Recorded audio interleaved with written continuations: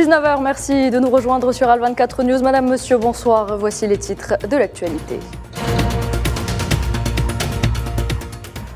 Situation au Mali, l'Union africaine appelle à poursuivre le dialogue avec les groupes signataires de l'accord d'Alger.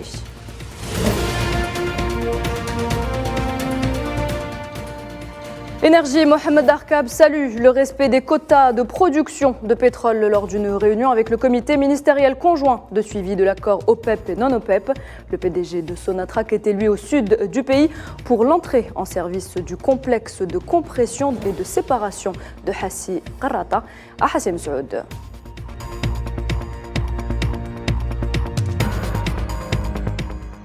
État d'urgence prolongé en Tunisie jusqu'au 31 décembre 2023, selon le décret publié mardi dans le dernier numéro du journal officiel de la République tunisienne.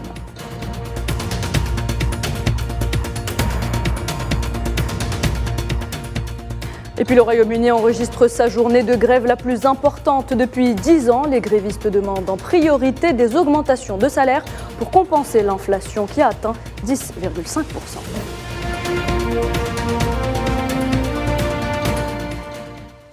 Mais avant de développer ces titres, mesdames et messieurs, sachez que le président algérien Abdelmadjid Tebboune a reçu ce mercredi à Alger les lettres de créance de 3 nouveaux ambassadeurs en Algérie.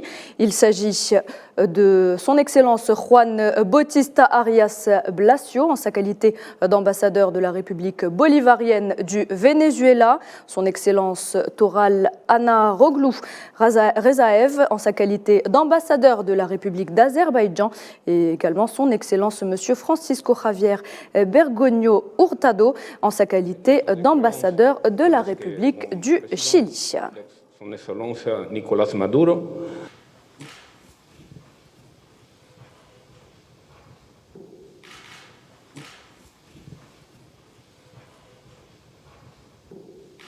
Toral Anaroglu Rezaev, سفير جمهورية أذربيجان.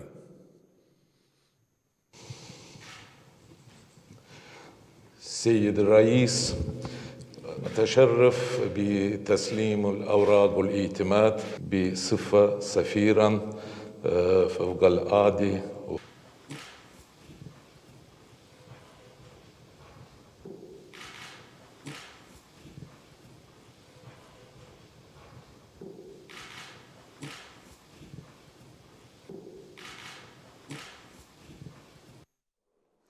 L'Algérie et le Venezuela ont entamé la mise en œuvre des résultats et accords conclus entre les deux parties lors de la visite d'État du président vénézuélien en Algérie. C'était en juin dernier. Rappelez-vous, le secrétaire général du ministère algérien des Affaires étrangères, Amar Belani, accompagné du vice-ministre vénézuélien des Affaires étrangères chargé de l'Afrique, Yuri Pimental, ont présidé ce mercredi la deuxième session du comité bilatéral de consultation politique, au cours de laquelle les voies pour activer les différents mécanismes de coopération bilatérale entre les deux pays ont été discutées. J'aimerais remercier le gouvernement et le peuple algérien frères pour l'amabilité avec laquelle ils nous ont reçus. Nous célébrons à cette occasion la deuxième réunion du mécanisme de consultation politique entre l'Algérie et le Venezuela, dans l'objectif de revoir ensemble tous les thèmes de notre coopération bilatérale, dans le sillage de la visite du président vénézuélien Nicolás Maduro à Alger en juin 2022. Zoom à présent sur cet appel du président de la Commission de l'Union africaine, Moussa Faki Mahamat, aux autorités maliennes. Mahamat a été reçu au Mali afin de faire le point sur la transition. Il a appelé les hauts responsables à poursuivre le dialogue avec les mouvements signataires de l'accord pour la paix et la réconciliation au Mali, issu du processus d'Alger. Il a également réaffirmé le soutien de l'organisation continentale au succès de la transition dans ce pays. Sofiane Baroudi. Le président de la Commission de l'Union africaine, Moussa Faki Mahamat, s'est rendu au Mali à la tête d'une forte délégation. Il a été reçu par les plus hautes autorités du pays, avec à leur tête le président de la transition, le colonel Assimi Goïta. Cette visite est la troisième du haut responsable africain à Bamako depuis le début de la transition dans ce pays, en août 2020. Dans ce siège, le président de la Commission de l'Union africaine a appelé les autorités maliennes à poursuivre le dialogue avec les groupes signataires de l'accord sur la paix et la réconciliation, issu du processus d'Alger. Je lance un appel à l'intensification des efforts pour la revitalisation de l'accord de paix et de réconciliation de 2015, de façon consensuelle, à la mobilisation des ressources techniques et financières pour soutenir le processus électoral et enfin à l'approfondissement du consensus politique autour des questions majeures au centre des préoccupations du peuple malien, des forces politiques et sociales. Le ministre des Affaires étrangères et de la coopération internationale malien Abdoulaye Diop a exposé les progrès et les réalisations du processus de transition à l'occasion d'une réunion de travail avec le président de la Commission de l'Union africaine. Il a entre autres évoqué le chronogramme étalé sur 24 mois, l'adoption de la loi électorale entérinée par Bamako en juin 2022, ainsi que la création et l'opérationnalisation de l'autorité indépendante de gestion des élections. Moussa Faki a assuré pour sa part du soutien de l'Union africaine au succès de la transition au Mali, ainsi que de son désir ardent de voir la solidarité africaine s'exprimer en faveur de ce pays. Nous sommes venus aujourd'hui faire le point avec les autorités de la transition sur les étapes franchies et nous sommes heureux de constater que des progrès réels ont été accomplis par la transition malienne. Je voudrais réaffirmer la volonté de l'Union africaine, en étroite coordination avec la CEDEAO et les Nations Unies, d'apporter les concours à notre portée pour la stabilité du Mali et le succès d'une transition consensuelle et apaisée.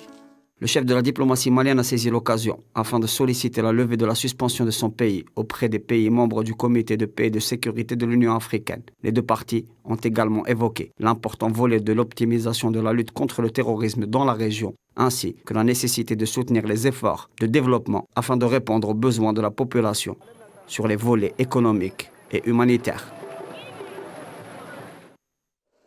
On reste en Afrique. Mogadiscio, la capitale somalienne, abrite dès aujourd'hui un sommet régional des chefs des pays voisins pour discuter des programmes de sécurité, notamment la lutte contre le terrorisme, avec la participation notamment du président djiboutien Ismaël Omar Guelleh, du Kenyan William Ruto et du Premier ministre éthiopien Abiy Ahmed.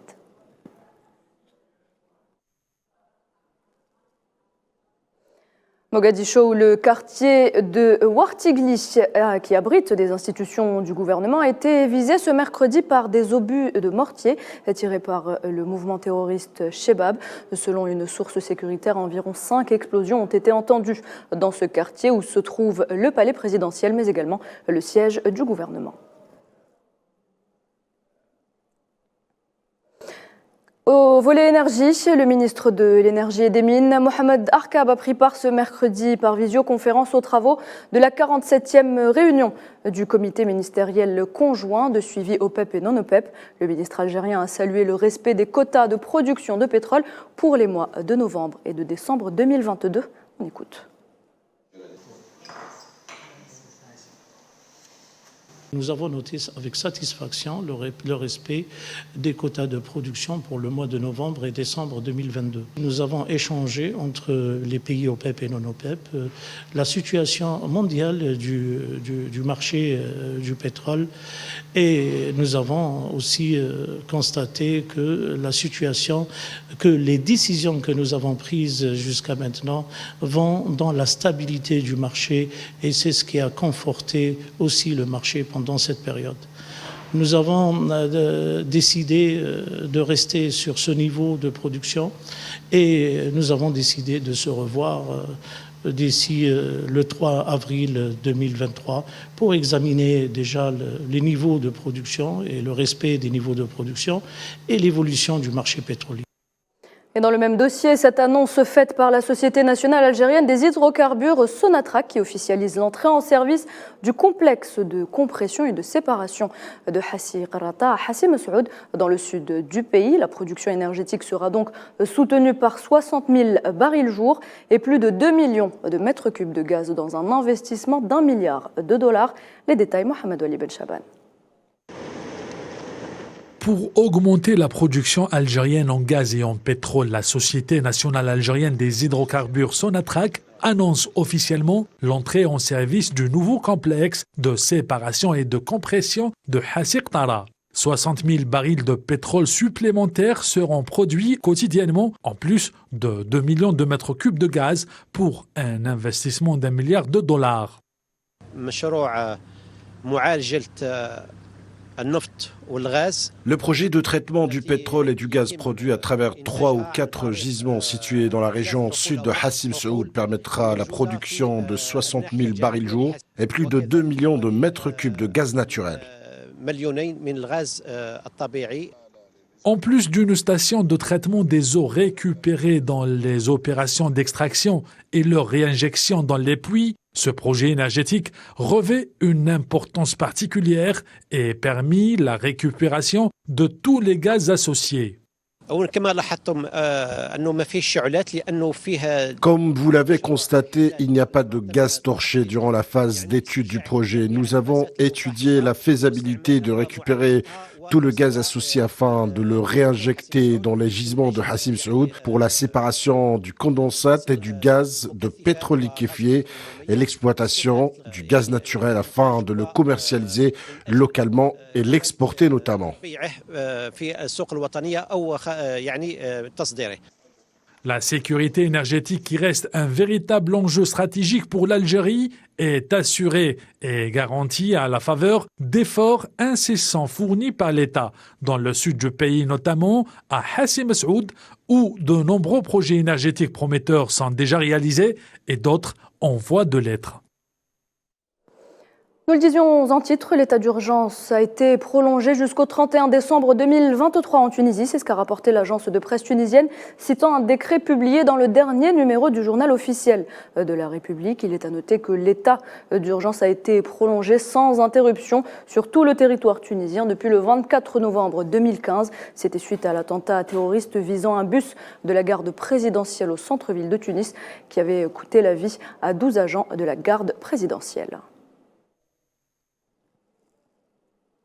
Et en marge d'une visite à la garde républicaine, le président tunisien Kais Saïed s'est exprimé justement appelant à ce que tous ceux qui auraient lésé le peuple tunisien rendent des comptes. Regardez. يريد المحاسبة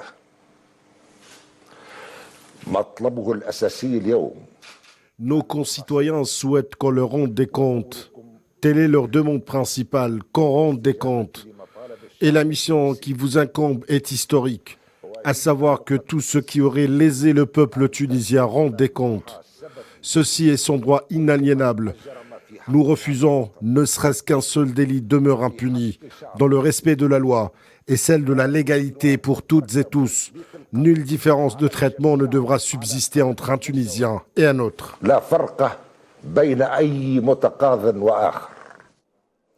Hossein Amir Abdollahian, le ministre iranien des Affaires étrangères, a quitté Nouakchott pour Managa, où la capitale du Nicaragua, à la tête d'une délégation politique. À Nouakchott, où il était donc hier, le ministre iranien s'est entretenu avec le président de la Mauritanie. Il a déclaré « La République islamique d'Iran est à l'avant-garde de la lutte contre le terrorisme et l'Iran soutient toute action qui contribue à la stabilité et à la sécurité du continent africain ».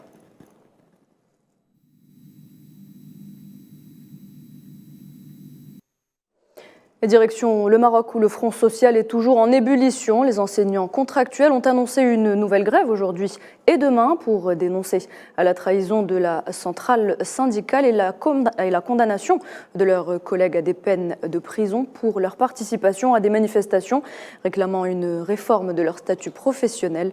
Naliman Zekar. Cela fait plus de 4 ans que les enseignants marocains se battent pour leurs droits et revendications justes et légitimes. Et pourtant, le maire Zen fait la sourde oreille et continue ses injustices en emprisonnant un grand nombre de professeurs des écoles ayant eu le malheur de faire grève ou de manifester pacifiquement. Le secteur de l'éducation au Maroc est arrivé au bout du chemin. La Coordination nationale des enseignants contractuels a annoncé une énième grève nationale les 1er et 2 février et une autre les 20 et 21 du même mois, accompagnée de formes régionales de protestation, et ce en raison de l'élimination du modèle d'emploi permanent et son remplacement par des modèles d'embauche précaires. Cette manœuvre permettrait à l'État, selon cette catégorie d'enseignants, le passage à l'étape de transformation totale du service public en marchandise et la transformation des enfants du peuple en serviteurs. Par ailleurs, la coordination dénonce les jugements injustes à l'encontre des 40 enseignants condamnés à 1 mois de prison Elle réaffirme également son attachement à l'abandon du système de contrat et à l'intégration de tous les professeurs dans la fonction publique, tout en dénonçant les retenues sur salaire dont ils font l'objet. Depuis 2016, le Maroc embauche des dizaines de milliers d'enseignants sur la base de contrats à durée déterminée.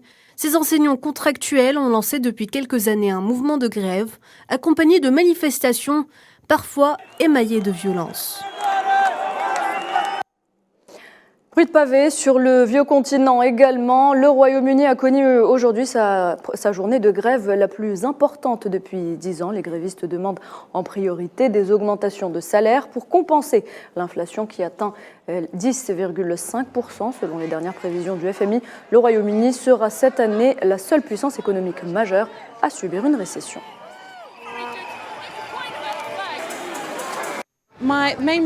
La raison principale pour laquelle je suis en grève est évidemment que nous devons être mieux payés, mais je pense que l'éducation en général, nous avons juste besoin de plus d'argent, de plus de personnel, de plus de concurrence dans l'enseignement aussi.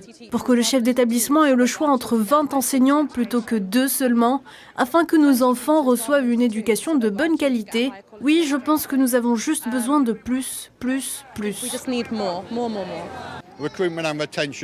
Le recrutement et la rétention des enseignants sont au plus bas. Ce gouvernement n'a pas atteint des objectifs de recrutement dans l'enseignement depuis un nombre considérable d'années maintenant.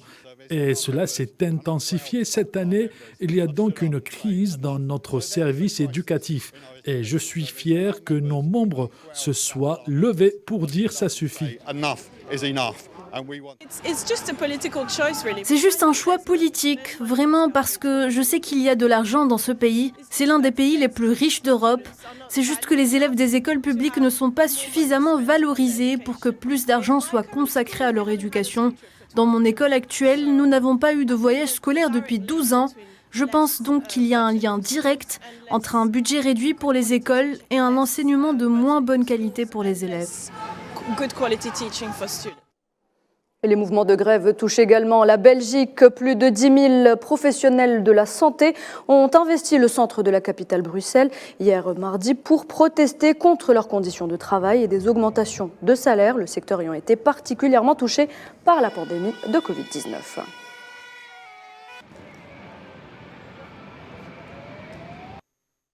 Retour en Algérie pour finir, et on parle football bien évidemment. Le CHAN 2022 touche à sa fin. Demain, l'Algérie, pays organisateur, affrontera donc le Sénégal en finale du tournoi.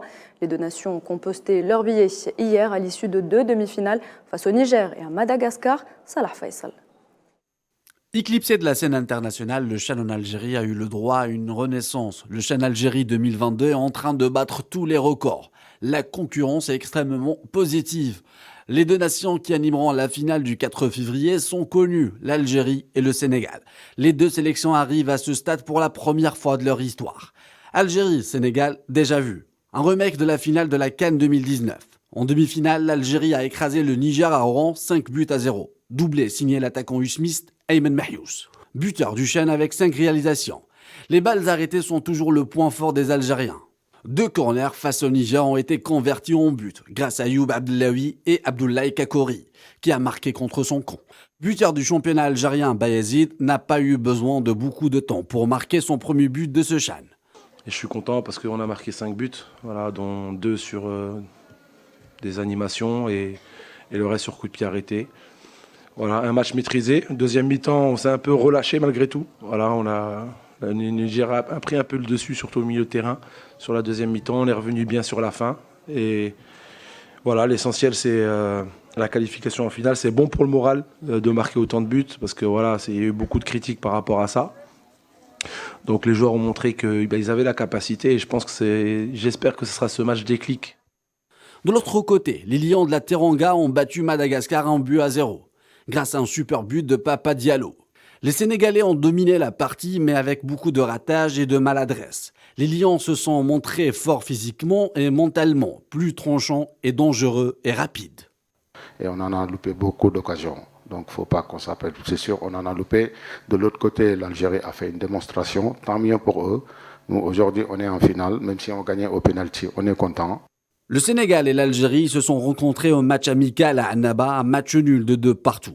La finale du CHAN au stade Nelson Mandela est un rendez-vous majeur pour départager les deux sélections. Algérie-Sénégal, c'est donc demain à partir de 20h30. C'est la fin de cette édition. Merci de l'avoir suivi. Bonne fin de semaine et à dimanche.